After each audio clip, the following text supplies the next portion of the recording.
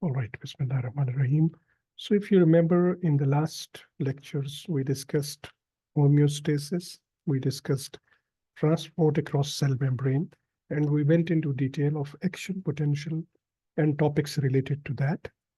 And we discussed synapse. Then we were at the muscle. So we'll just pass through the muscle slides, although I did some of those last time, but we will pass through these slides once again. So I need your input like before, if you remember my lecture, which we did on the online. So please keep me busy with your questions, raise your hand or put the note in the chat and I will be answering inshallah. So if you remember, I started with the two excitable tissues in the body, nerve and muscle. And we discussed that the muscle, there are three types, but out of these three muscles, we will be discussing structure of skeletal muscle. So the first few slides I've already done, but I will repeat them like that. So if you look at the skeletal muscle, this is a big thing, but it is made up of bundles like this, which are in turn made up of muscle fibers.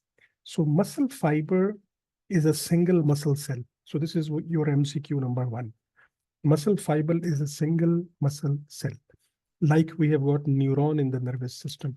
So we are discussing only this muscle fiber. And this myofibril, it has got dark and light bands. Now, the muscles, their special property is contraction. And the contraction depends upon the spread of the action potential. Now, the muscle, basically, they shorten and they develop tension.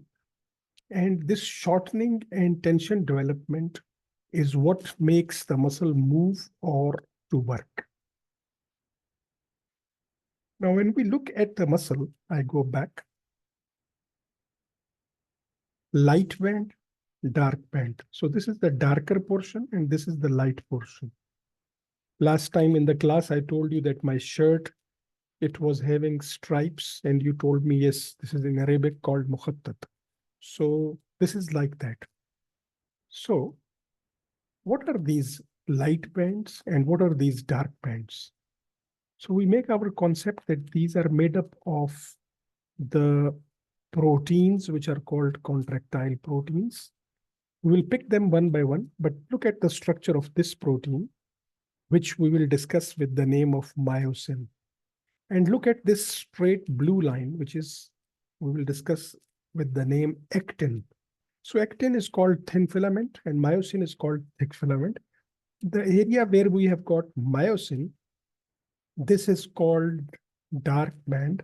The area where we have got actin, this is called light band. So actin filaments, they are attached with Z line. Read here, Z line. So this is Z line and this is Z line. So in between two Z lines is sarcomere. So what is sarcomere? Sarcomere is the area of a muscle fiber or a myofibril, which is in between two Z lines. So I will take my drawing tool and I'll bring it again from starting from here. This is one Z line, this is the other Z line. So in between these two. And what name did I tell you? Sarcomere. So we will remember this name, sarcomere, which is the area between two Z lines. Okay.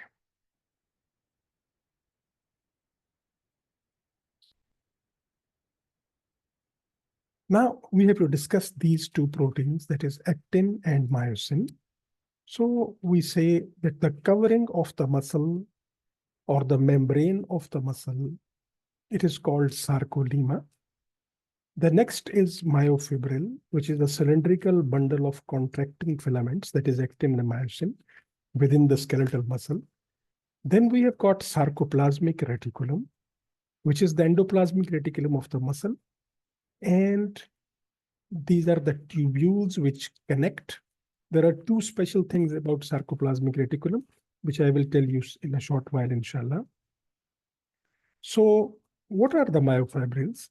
Myofibrils, they are composed of thick and thin filament. What is the second name for thick filament? It is myosin.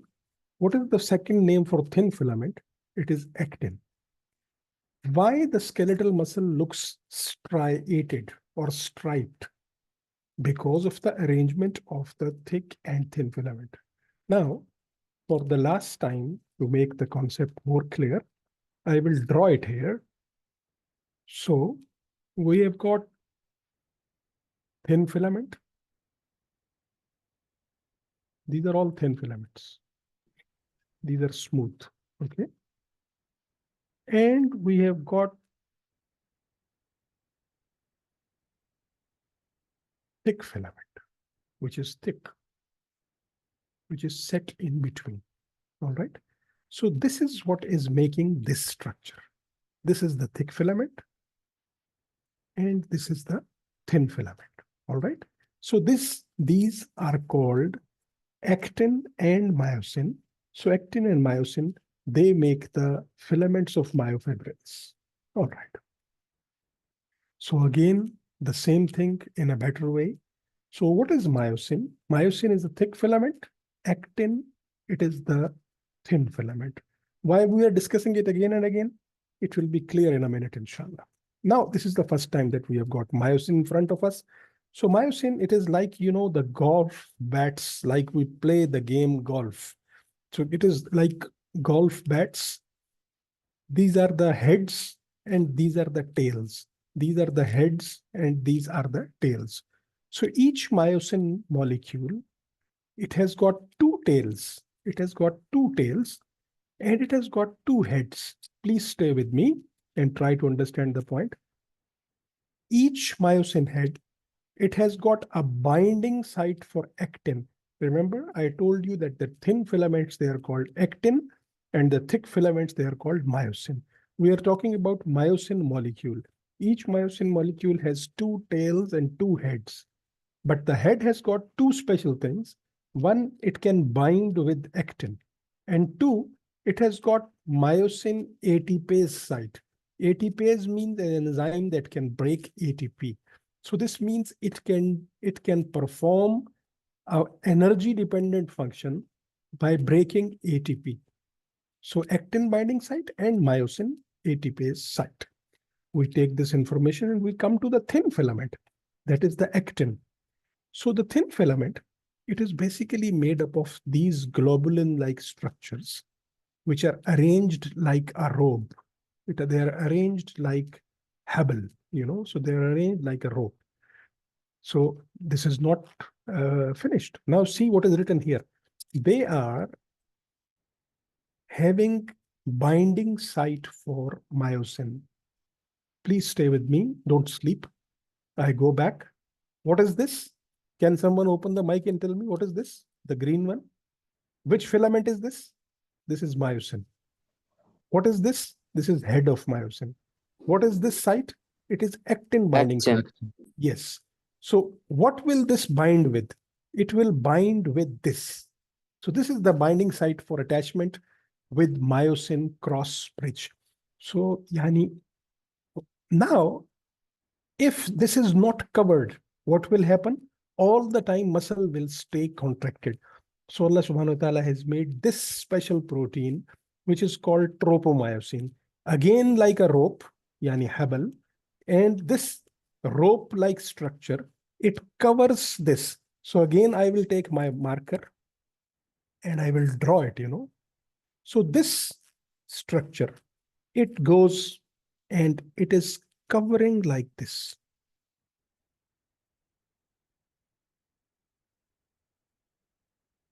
What is covering? What is covering this? It covers the actin. What covers the actin? Tropomyosin.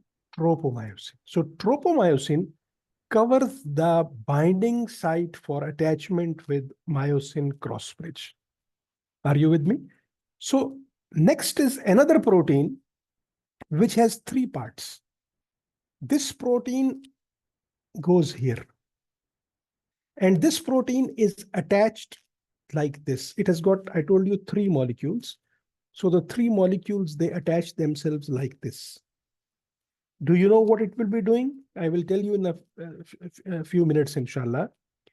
This is like a handle, like we have got a cup. If we have got a cup in which we drink the tea, it has got a handle with which we pick it up.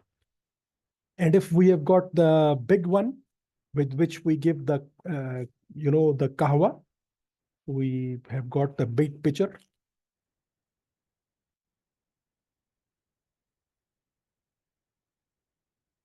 So this thing, the top of this yes, this kahwa, this, what do you call it? This kettle from which you pour the kahwa in the cup, So you can, yes, so you can remove this lid. If you like, you can make it up or down. So I will tell you this story. This troponin, it binds with calcium. So this is the beauty, and I will explain it, inshallah, in the next slide. No need to take any stress. You will have this recording, inshallah, and the slides, and I will be always there to make you understand if there is any problem. So I start once again, now without these drawings. So we discussed two things now. One, that is the myofibril.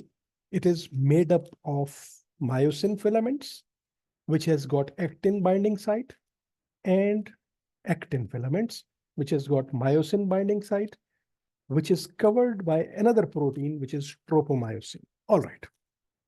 So my dears, as I told you before, everything that I speak is written on these slides which are following. So what is tropomyosin? What is troponin? These two, tropomyosin, troponin. So these are called regulatory protein. Going back, what is myosin? What is actin? They are called contractile protein. Now we are starting once again. This is final time that I have gone back. So please name two contractile proteins of the muscle. Please name the two contractile proteins of the muscle. Actin and myosin. Thank you. Actin and myosin. Thank you. All right. Please name the two regulatory proteins of the muscle. Tropomyosin and troponin. Very good. Tropomyosin and troponin. What is the function of tropomyosin? It covers the actin. Sahi. It covers the myosin binding site on the actin molecule. All right. What is the function of troponin? It removes the tropomyosin from cover. Yani tropomyosin covers the actin binding site, preventing their union with myosin cross bridge. So I'm just making you sure that everything which I spoke is written over here. In a relaxed muscle fiber, actin is not able to bind with cross bridges because tropomyosin covers actin that bind with myosin. Troponin, how many molecules of troponin are there? 3, I told you. So troponin has 3 binding sites. One bind to tropomyosin, one bind to actin, and one to calcium ions. So troponin stabilizes tropomyosin position on actin. But when calcium combines with troponin, this is the most important point. When calcium combines with troponin, tropomyosin slips away from its blocking position. Now, when this tropomyosin gets away, this automatically means that the myosin actin site, active site, this one, it will bind with this. Before, why it was not binding? Because tropomyosin is covering. Now what happened? Calcium came. It bind with troponin. Don't get confused. It is there in the next slide. We go there and then we return back here. So now this is all. This is number 1, and this is number 2, and this is number 3. So we go slowly. In the resting stage, tropomyosin is covering all the active sites of the actin. So myosin head, it cannot bind with the actin. Therefore, muscle cannot contract. But the tropomyosin has got the 3 molecules of troponin on it, which is, attached to the tropomyosin. Now what happens? The calcium comes. This is step number 3. The calcium comes. When the calcium comes, it pulls the troponin away. When it pulls the troponin away, the myosin and the actin, they bind.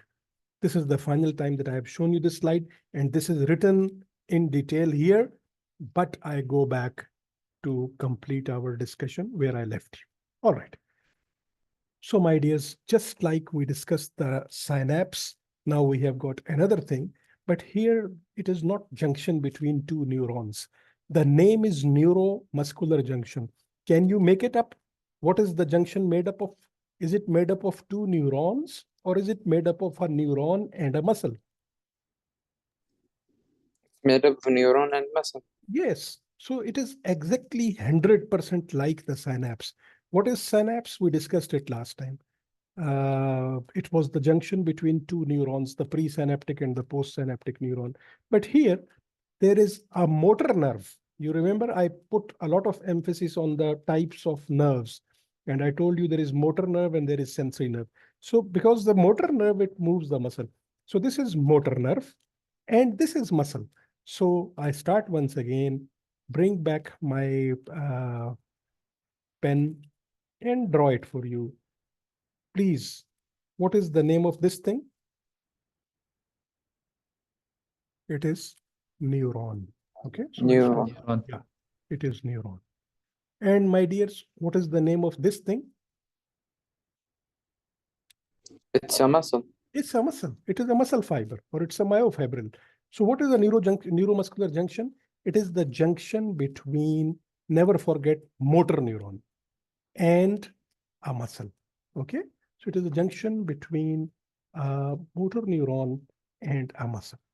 All right, so see if you remember the synapse, same calcium gets in when the action potential reaches the end plate, calcium gets in, neurotransmitter is released, neurotransmitter binds with the receptor.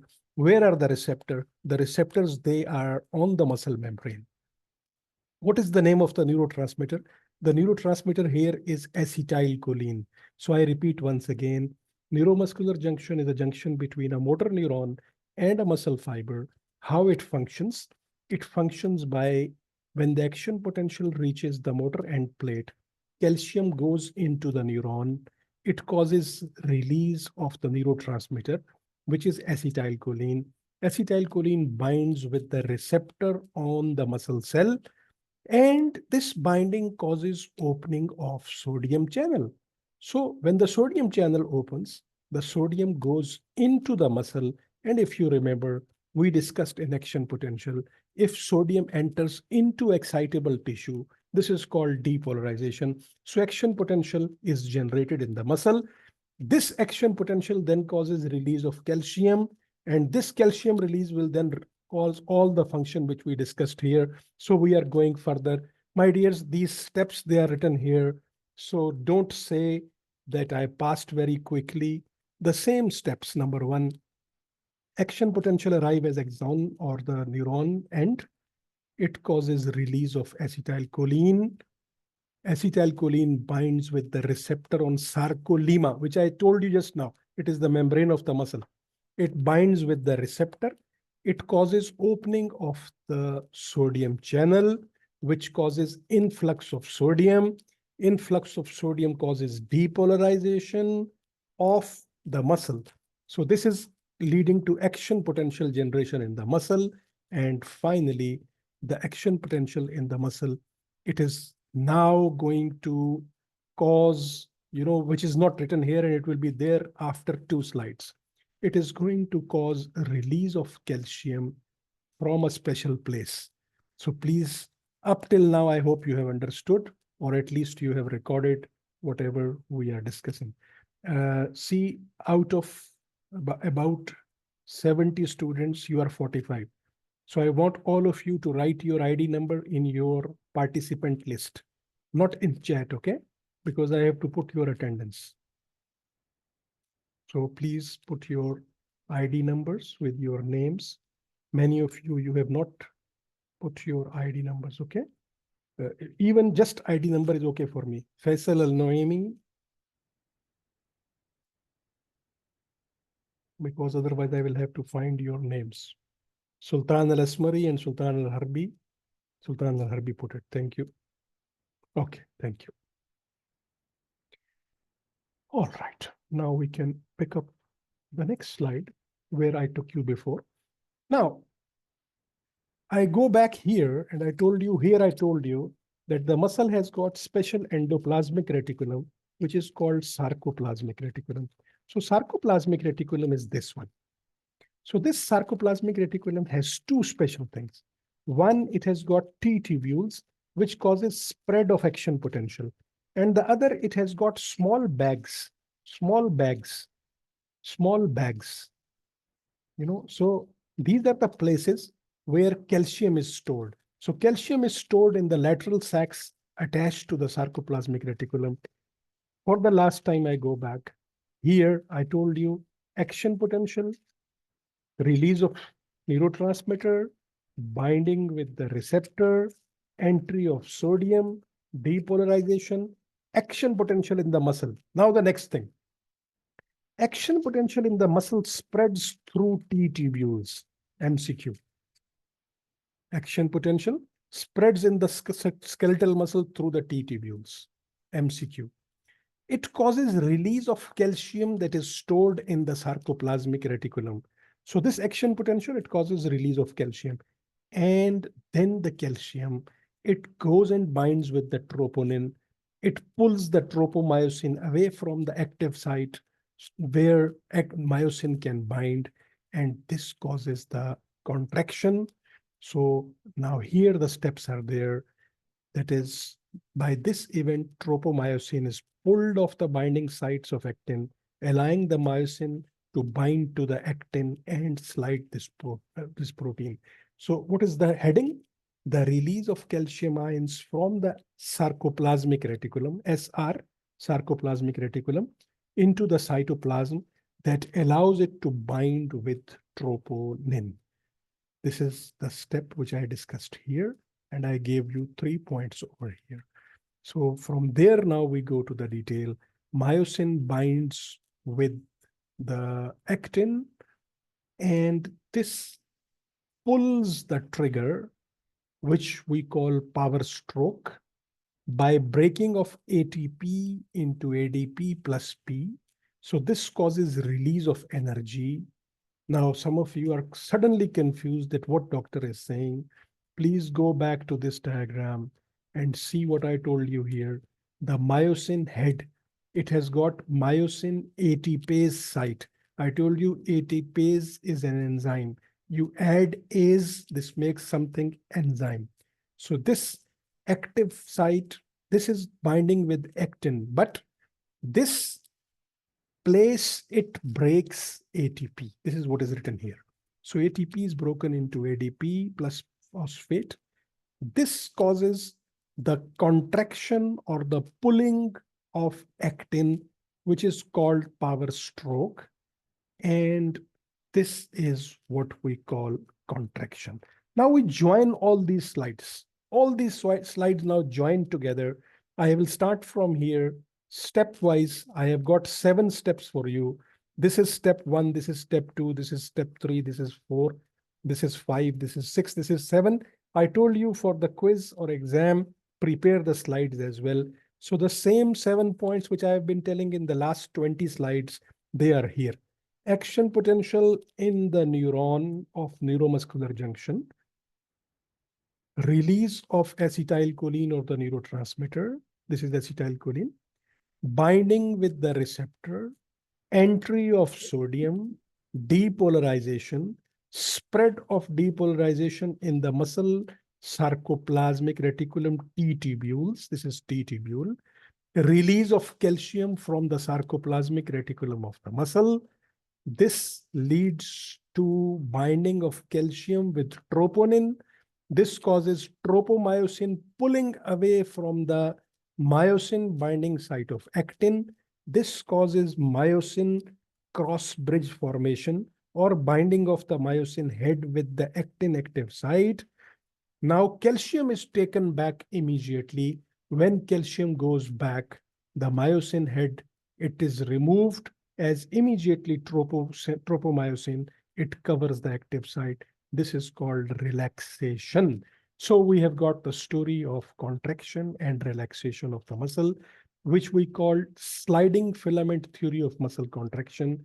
All these 7 steps, 1, 2, 3, 4, 5, 6, 7, they are listed here. 1, 2, 3, 4, 5, 6, 7. All right. So I'm not repeating it over here. Same, which are written there, 1, 2, 3, 4, 5, 6, 7. To make it revision for you in the exam, you can study them from here. That is, there is action potential. It causes release of calcium. Calcium triggers muscle contraction. There is binding of myosin to actin. There is ATPase activity, which causes muscle shortening. Muscle shortening is called muscle contraction. Now, what is relaxation? The calcium is removed. Calcium goes back to the sarcoplasmic reticulum. As the calcium is not there, therefore tropomyosin again covers the actin binding site and the muscle gets relaxed. Our second topic, which is very short, it is about the autonomic nervous system. So as you know that when we discuss the nervous system is made up of the central nervous system and autonomic nervous system. Out of it, why we discuss autonomic nervous system in the introduction? Because we do not need to go into much detail, and it does not fit with central nervous system, which will be discussed later on. So we discuss this very brief autonomic nervous system over here in about 6 or 7 slides. So what is autonomic nervous system? So pick up a single word.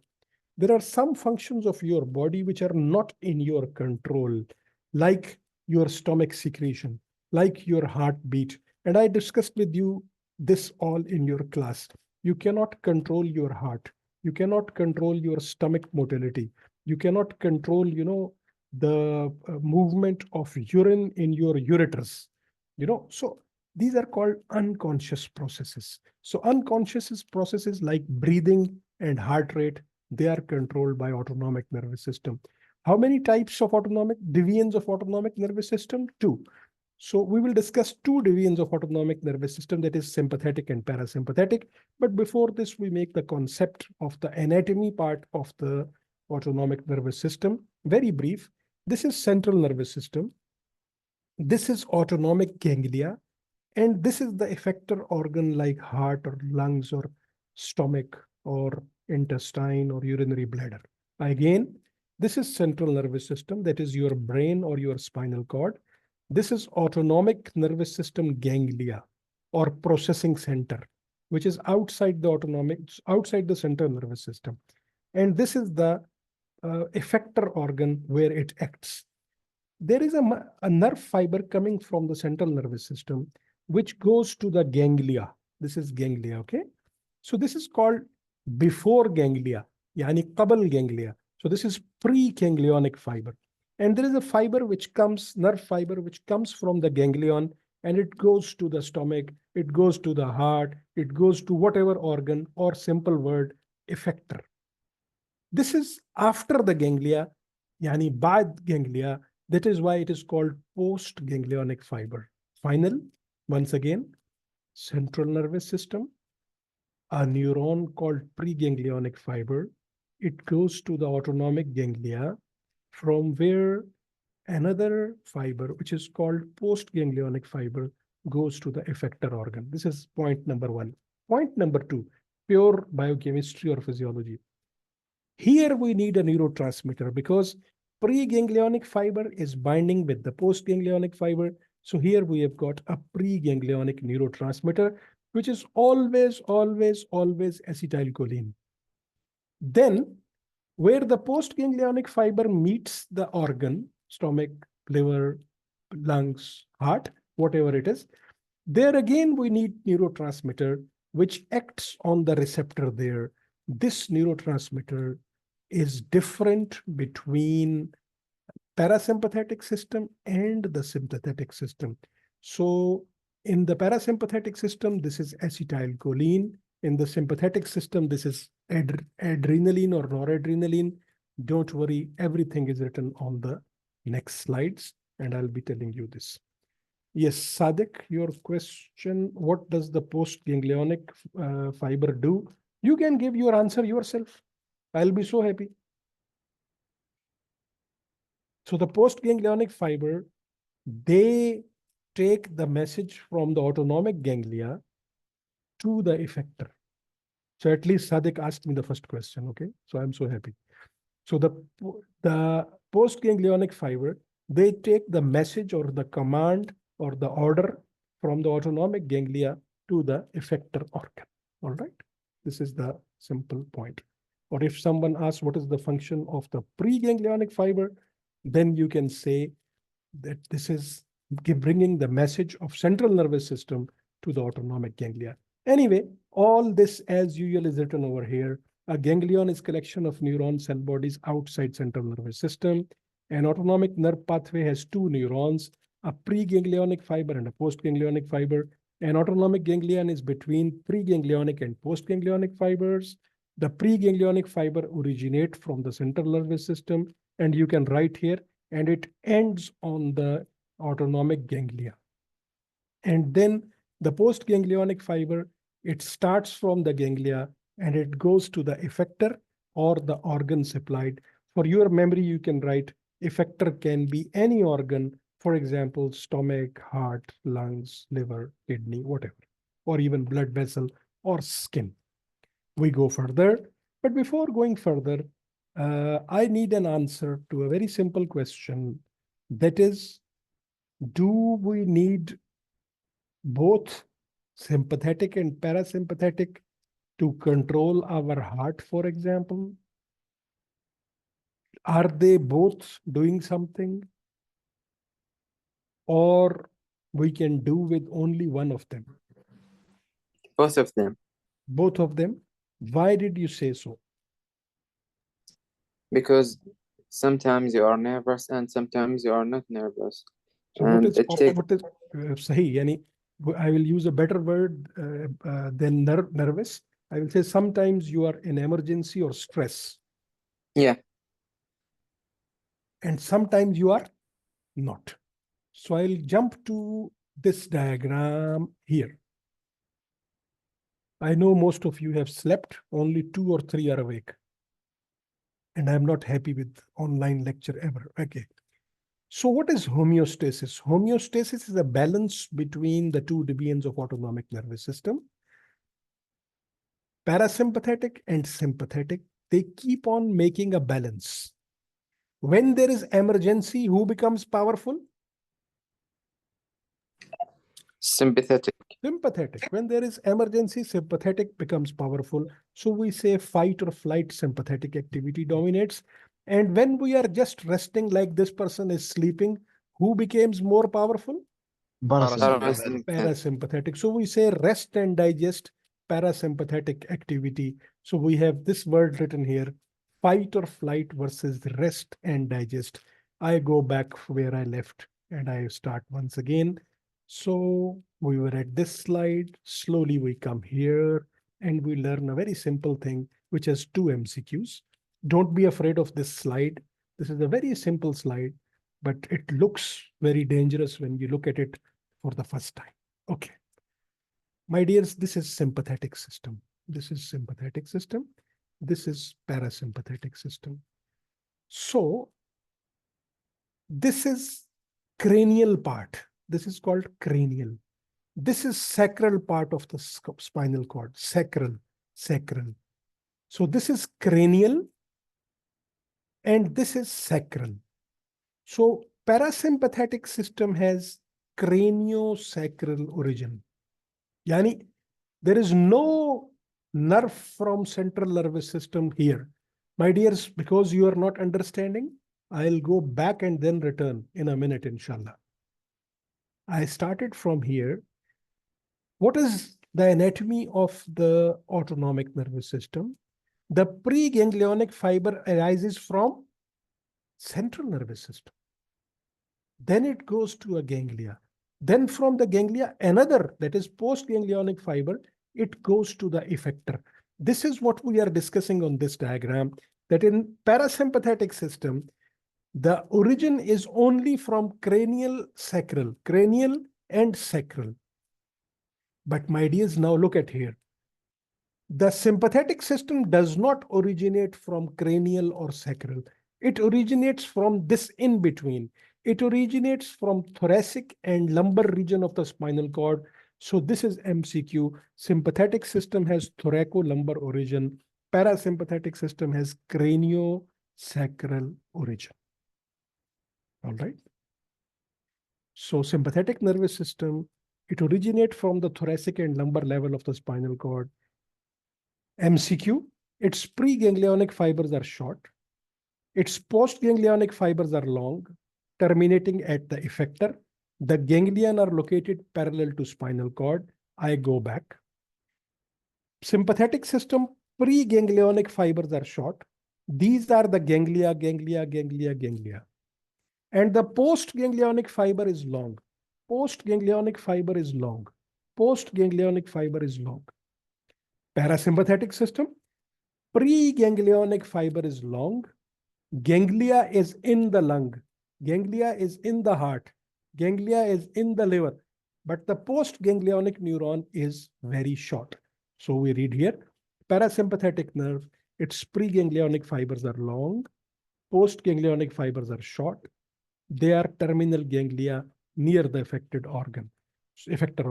So preganglionic fiber short in sympathetic, preganglionic fiber long in parasympathetic, postganglionic fiber short in sympathetic, postganglionic fiber long in sympathetic, postganglionic fiber short in parasympathetic. Ganglia outside the sympathetic system, ganglia in the effector organ. This is the anatomical difference between the sympathetic and parasympathetic. Then what are the two neurotransmitters? Very important slide, and maybe two MCQs, which we will do in the tutorial right now, inshallah. So look at here. I told you when I was doing this diagram that this neurotransmitter, which is between pre and postganglionic fiber, it is always acetylcholine. But this neurotransmitter, which is at the postganglionic fiber interface with the effector organ, this can be noradrenaline in case of sympathetic system, or it can be acetylcholine in case of parasympathetic system. So now this same thing is written over here. This is the nerve fiber, preganglionic. This is postganglionic. This is preganglionic. This is postganglionic. This is preganglionic. This is postganglionic. This is preganglionic. This is postganglionic. This shows preganglionic fiber. This shows postganglionic fiber. Blue is sympathetic. Red is parasympathetic. Red dot, this is acetylcholine. Blue dot, this is norepinephrine or epinephrine. So let's start again. The preganglionic fiber in the sympathetic system, this has got acetylcholine as neurotransmitter. But the postganglionic fiber of the sympathetic system, this has got norepinephrine as the neurotransmitter. Preganglionic fiber of the parasympathetic system, how do I know? From the color. Preganglionic fiber of the parasympathetic system, it has got acetylcholine, just like the acetylcholine in the sympathetic system. But its postganglionic fiber, it secretes acetylcholine. Based upon this, we learn new words. Read with me. The preganglionic fibers of both sympathetic and parasympathetic release acetylcholine. Parasympathetic postganglionic fibers release acetylcholine. They are called cholinergic fibers. Likewise, the receptors are cholinergic receptor. MCQ. Sympathetic postganglionic fiber release noradrenaline, which is also called norepinephrine. Therefore, they are called adrenergic fibers. Likewise, their receptors, they are called adrenergic receptors. MCQ. What are adrenergic receptors? What are cholinergic receptors? So this is written on this slide. Then I asked you the question, do we need both sympathetic and parasympathetic? Yes. Subhanallah, every organ has green, every organ has red. Every organ has green, every organ has red. Every organ has green, every organ has red. Even our urine, it cannot be passed unless we have both sympathetic and parasympathetic systems. So we cannot learn 1,000 things in the body. So we have made a small list of few things which we will learn in the last 2 slides after 2-3 minutes, inshallah. So the viscera have dual means two, dual innervation. They are signaled by both subdivisions of the autonomic nervous system. Usually both subdivisions are active in controlling the activity of an internal organ. This ongoing activity is called sympathetic and parasympathetic tone. Dual reciprocal innervation allows the precise control of the activity of visceral organ. This is the example. That is, normally this is straight. Yani parasympathetic and sympathetic are balancing. When we sleep, parasympathetic is active. I always give an example. If I have fight with you and we are going to have a fight, will you tell your opponent, please wait, I will go and I will eat some food and I will digest it and I will get strength and then I will come and fight? It's not like this. So we digest when we rest. That is why we make calula after lunch, So digest in rest, parasympathetic system, fight and flight, sympathetic system. We have got some examples because these are the two last slides for the your level. Can you give some examples of the sympathetic activity, or when we are afraid, or when we see a lion, or when we are in emergency? Okay. Pupil, bobo, dilate. Heart rate increased. Airway relaxed or dilated. Do you want to digest food when a lion is running after you? Or when you are in a fight? Or when you are playing football? No, this is not the time to digest food. So sympathetic system, it inhibit activity of the stomach. It inhibit intestine. It inhibit gallbladder. And it causes secretion of epinephrine and norepinephrine, which are also called adrenaline and noradrenaline, to increase our fight-flight response. It relaxes our bladder. We don't want to pass urine when we are fighting. We want to hold urine, but it increases our sweating because we want to lose the heat, which is extra. Likewise, I have got a list here. Some examples of the responses: sympathetic, sympathetic, sympathetic. We will pick up 3 from here and 1 from parasympathetic here, and we will make MCQ. Or we will pick 3 from here and 1 from here, and we will make an MCQ. So can you give some examples? So pupil of the eye dilate, sweating increased, heart rate increased, bronchiole dilate, motility or movement for digestion is inhibited. Yani GIT or gastrointestinal tract, it is inhibited. Liver converts glycogen into glucose so that during fight we have more glucose. We don't want to pass urine, so bladder is not contracted. So these responses prepare the body for emergency or stressful situation. Expect 2 types of question from here. One, what we call short essay question. In the short essay question, we will ask you a question. Give four sympathetic responses. This is not MCQ, okay? This is short answer question. So you will give 1, 2, 3, 4, any 4 of them which you remember. You understand? So, Yeah. or a very short question. What is the effect of sympathetic stimulation on pupil? Yeah, what is the effect of sympathetic stimulation on bronchi? Or what is the effect of sympathetic stimulation on urination? You understand? So this is called short answer question, which I will discuss with you in the tutorial. I told you not a single question will be out of the slides. Inshallah, 100% will be from the slide. But who will get A+? Who prepares the figures? Who prepares the figures? Who will get B+? Who just prepares the writing on the slide and forgets about the figures. This is the only difference. Otherwise, MCQ will be 100% from the slides. Okay. Final slide before we take a small break and we'd start with the tutorial. Give some parasympathetic responses. So parasympathetic is for rest and digest.